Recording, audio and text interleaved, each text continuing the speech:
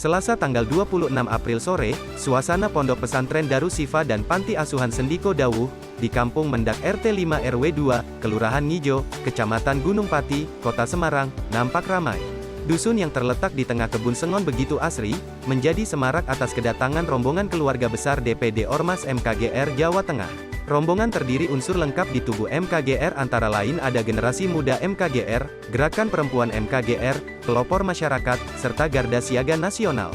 Ferry Wawan Cahyono bersama rombongan disambut pengasuh Ponpes Darus Sifa dan PA Sendiko Dawuh, Ustadz Muhammad Haidar, bertempat di pendopo Ponpes. Ferry mengatakan, kunjungan ini adalah bagian komitmen Ormas MKGR Jateng untuk menjaga silaturahmi dan meningkatkan kepedulian kepada masyarakat. Seusai berbuka bersama dan sholat maghrib berjamaah, Ferry membagikan bingkisan sembako kepada warga yang hadir serta anak-anak panti serta pondok pesantren. Dari Semarang, Sucipto, awal.id.